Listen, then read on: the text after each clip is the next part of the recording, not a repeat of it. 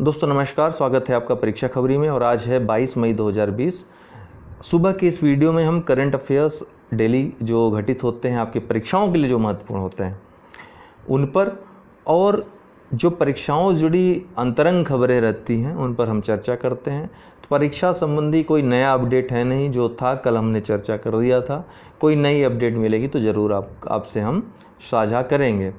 फ़िलहाल आज हम करंट अफेयर्स पे आते हैं। करंट में भी कोई न्यूज़ ऐसी नहीं हुई आज की डेट में जिसको हम आपकी परीक्षा के लिए रखें सामने। तो आज की डेट ही महत्वपूर्ण है, 22 मई 2020, अर्थात 22 मई का जो डेट बहुत महत्वपूर्ण है, क्योंकि आज के दिन जैव विविधता संरक्षण दिवस मनाया जाता है, या अंतर्राष्ट्रीय जैव विविधता दिवस आज के दिन मनाया जाता है। तो हम आज उसी पर थोड़ी सी चर्चा करेंगे। तो 22 मई अंतर्राष्ट्रीय जैव विविधता दिवस, या फिर इसको विश्व जैव विविधता संरक्षण दिवस भी कहते हैं। तो दोनों में अंतर नहीं है, दोनों एक ही दिन अर्थात 22 मई को मनाए जाते हैं। संयुक्त राष्ट्र महासभा ने एक प्रस्ताव के द्वारा इसको 20 दिसंबर 2000 को एक प्रस्ताव के द्वारा आरंभ किया था, अर्थात पहली बार ये 2001 में मनाया गया था, क्योंकि दिसंबर 2000 में घोषणा की गई थी संयुक्त राष्ट्र महासभा के द्वारा।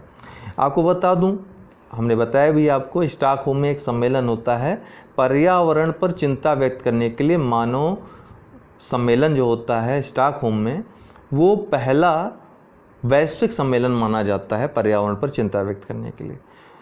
उसी के बाद से जो आंदोलन होते हैं, उसके पहले के आंदोलन, उसके बाद के आंदोलन, और उसकी परिणति के रूप में, चूँकि 5 जून 1972 को ही UNEP की भी स्थापना होती है, यूनाइटेड नेशन इन्वायरमेंटल प्रोग्राम की, तो एक बल मिलता है इस आंदोलन को, और अंततः 1992 में पृथ्वी सम्मेलन होता है।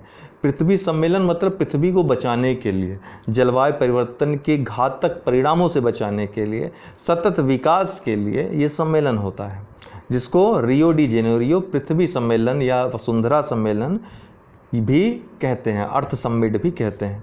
ये रियो डी जेनेरियो ब्राज़ील में हुआ था 1992 में, और यहीं पर 3 संस्थाओं की स्थापना हुई थी। याद रखिएगा, ये कई चीज़ों के लिए जाना जाता है। इसी में एजेंडा 21, ठीक है, ये रियो घोषणा, ये 2 महत्वपूर्ण घोषणाएं। इसके अलावा 3 संस्थाओं का गठन हुआ था। एक United nation framework convention on climate change, UNFCCC, जिसके कोप की बैठक होती है प्रत्येक वर्ष, कोप कॉन्फ्रेंस ऑफ पार्टीज़ की। ये कुछ और नहीं, संयुक्त राष्ट्र जलवायु परिवर्तन पर शिखर सम्मेलन जो हुआ था रियो डी जेनेरियो में, उसमें जो UNFCCC का गठन हुआ था, उसी के कोप का सम्मेलन होता है। दूसरा जो महत्वपूर्ण संस्था थी CBD जैव विविधता पर अभिसमय। इसको दरअसल 22 मई 1992 को नैरोबी में स्वीकार किया गया था, जो कि बाद में जाकर 29 दिसंबर 1993 को लागू हुआ। लेकिन इसको हस्ताक्षर के लिए जो रखा गया, हस्ताक्षर जो शुरू हुआ, वो रियो डी जेनेरियो में जो पृथ्वी सम्मेलन होता है उसी में इसको रखा जाता है, और इसीलिए कहा जाता है कि CBD की स्थापना यहीं से हुई, रियो डी जेनेरियो में जो पृथ्वी सम्मेलन हुआ था। इसके अलावा UNFCCC, और तीसरा जो महत्वपूर्ण संस्था जो जिसकी स्थापना हुई थी इस दिन, UNCCD, अर्थात United Nations Convention to Combat Desertification, मरुस्थलीकरण को रोक के लिए जो अभिसमय हुआ था यूनाइटेड नेशंस का, इसमें। तो इन 3 महत्वपूर्ण संगठनों की, संस्थाओं की स्थापना इसी पृथ्वी सम्मेलन की देन थी। ये बात अपने माइंड में आप रखिएगा।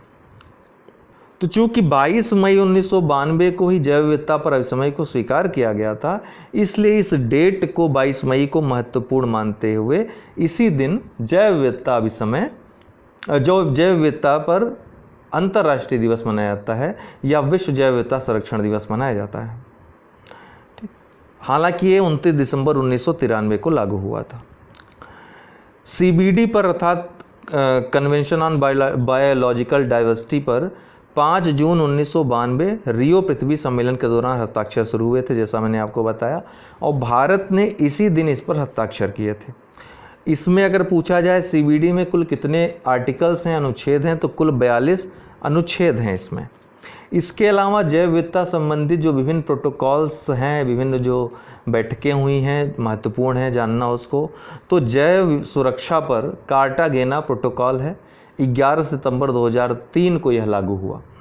आनुवांशिक संसाधनों तक पहुंच पर नागोया प्रोटोकॉल जो भारत जैसे देशों के लिए बहुत महत्वपूर्ण है, जो कि नीम हल्दी आदि पेटेंट की जो लड़ाई में भारत का जो सबसे ज़्यादा आवश्यकता पड़ी इसी कानून की पड़ी, नागोया प्रोटोकॉल की। तो नागोया प्रोटोकॉल आनुवांशिक संसाधनों तक पहुंच पर आधारित है और इसको ABC प्रोटोकॉल भी कहते हैं। कई बार पूछा भी गया है ABC प्रोटोकॉल क्या है, तो नागोया प्रोटोकॉल। नागोया कहाँ है? जापान में। Conference of biological diversity CBD जो अभी हम आपको बता रहे थे, उसके 10वें सम्मेलन जो कि 2010 में हुआ था, उसमें इसको ABC प्रोटोकॉल को स्वीकृत किया गया था और 2014 में इसको लागू किया गया था। इनफोर्स ये 2014 में हुआ था। इसी की एक प्रणीति के रूप में आईची जैव विविधता लक्ष्य, जैव विविधता संबंधित आईची लक्ष्य निर्धारित किए गए थे। 10 वर्षीय लक्ष्य थे, 10 वर्ष में इनको प्राप्त करना था 2011 से 2020 के मध्य। भारत ने इसी के आनुषांगिक 12 लक्ष्य निर्धारित किए थे। आईची लक्ष्य में कुल 20 लक्ष्य थे। ये जो 20 लक्ष्य थे 5 रणनीतिक लक्ष्यों के अंतर्गत आते थे। ठीक है, ये 20 लक्ष्य 5 रणनीतिक लक्ष्यों के अंतर्गत आते थे। कुल 20 लक्ष्य थे आईची जैव विविधता लक्ष्य में। भारत ने इसके आनुषांगिक 12 लक्ष्य निर्धारित किए थे। ये पूछ सकता है। ठीक है, भारत ने 12 जैव विविधता लक्ष्य निर्धारित किए थे जो कि 2020 तक प्राप्त करना था। भारत का इसमें काफ़ी अच्छा, अगर वैश्विक संदर्भ में देखा जाए, विश्व के अन्य देशों की तुलना में भारत का काफ़ी अच्छा परफॉर्मेंस रहा। भारत विश्व के 17 मेगा डाइवर्स देशों में, जो सबसे ज़्यादा जैव विविधता वाले देश हैं, उनमें शामिल है। भारत ने 12 जैव विविधता लक्ष्य निर्धारित किए, हमने आपको बताया भी। भारत विश्व के लगभग 2.4% क्षेत्रफल, जो भौमिक क्षेत्रफल है, उसका प्रतिनिधित्व करता है, लेकिन जैव विविधता के मामले में भारत 7 से 8% का प्रतिनिधित्व करता है विश्व में। तो अपने आप में भारत की जैव विविधता का ये गुणगान करता है कि कितनी समृद्ध है भारत की जैव विविधता। इसके अलावा भारत में 4 हॉट स्पॉट भी पाए जाते हैं जैव विविधता के महत्वपूर्ण। ठीक, तो इसलिए भारत जैव विविधता की दृष्टि से बहुत ही समृद्ध देश है। इसके अलावा ऑस्ट्रेलिया आदि देश भी, ऑस्ट्रेलिया, ब्राज़ील, ये भी जैव विविधता की दृष्टि से काफ़ी समृद्ध देश हैं। कुल 17 मेगा डाइवर्स देश हैं, उसमें भारत भी आता है।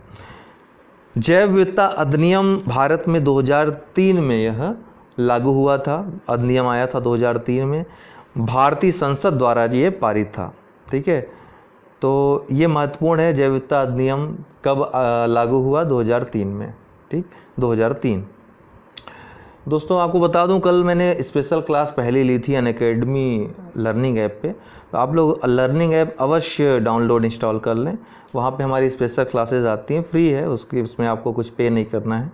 जैसे कल मैंने इकोनॉमी की पहली क्लास ली थी, तो काफ़ी यूज़फुल क्लासेस हैं, आप उसमें अवश्य हिस्सा लीजिए। वहाँ पर आपको जाकर बस करना है उत्कर्ष द्विवेदी क्लिक करना है, उस पर सर्च करना है, और मेरी जो स्पेशल क्लास होगी कितने बजे होगी सब दिया रहेगा, आप उतने बजे वो क्लास ले लें। हालांकि मैं आज भी रात 10 बजे क्लास लूँगा, इकोनॉमी के फैक्ट्स की ये दूसरी क्लास रहेगी। तो 10 बजे आप अनअकैडमी लर्निंग ऐप पे अवश्य आइए, वहाँ पे आपको हमारी क्लास मिलेगी। और सब्सक्राइब का ऑप्शन है, वहाँ पे आप जाएंगे हमारे पेज पे, तो प्रोफाइल को सब्सक्राइब कर लेंगे, तो आप जो है इनरोल कर लें स्पेशल क्लास को, तो आपको नोटिफिकेशन मिलता रहेगा जो भी लर्निंग ऐप पे आएगा, स्पेशल क्लास या प्लस क्लास। प्लस कोर्सेज, उसके लिए सब्सक्रिप्शन लेना पड़ता है। UD10 मेरा रेफरल कोड है। ठीक है, ये आप डाल करके सब्सक्रिप्शन ले सकते हैं। फुल कोई कोर्स आप ज्वाइन कर सकते हैं, तैयार कर सकते हैं एक निर्धारित समय में। और अगर आपने लर्निंग ऐप अभी तक डाउनलोड न किया हो, अनअकैडमी लर्निंग ऐप, तो इसको डाउनलोड इंस्टॉल कर लें। यहाँ पर कोई भी विषय, किसी भी एजुकेटर को आप सर्च करेंगे, कोई टॉपिक सर्च करेंगे, आपको मिल जाएगा, आप आराम से पढ़ाई कर सकते हैं। या फिर चाहें तो सब्सक्रिप्शन लेकर के पढ़ाई कर सकते हैं। सब्सक्रिप्शन आपको 1 मंथ से लेकर के 2 साल तक के उपलब्ध हैं, अर्थात 1 महीने से लेकर आप 2 साल तक का एडमिशन ले सकते हैं। प्रशुल्क कुछ उसमें लगेगा, जो भी सब्सक्रिप्शन चार्जेस हैं देकर पढ़ सकते हैं। हमारा रेफरल कोड अगर आप यूज़ करते हैं, रेफरल कोड है UD10 मेरा, ये यूज़ करते हैं तो किसी भी कोर्स में आपको छूट मिल जाएगी। ठीक है। तो इसको अवश्य अगर आपको ज्वाइन करना है तो UD10 रेफरल कोड अवश्य यूज़ करिएगा, ठीक है ना। तो 12 महीने का कोर्स में जैसे 7,000 रुपये आपका लग रहा है, तो 24 महीने कोर्स में उसी कोर्स में 9100 रुपये लगेंगे। तो आपका 2 वर्ष का जो फ़ी रहेगी वो कम पड़ रही है, तो आप चाहें तो 2 साल के लिए सब्सक्रिप्शन ले सकते हैं, पढ़ सकते हैं आराम से, तब तक आपका सिलेक्शन भी हो जाएगा कहीं ना कहीं, ठीक है। तो UD10 आप याद रखिएगा रेफरल कोड। तो दोस्तों आज के लिए इतना ही, बहुत बहुत धन्यवाद।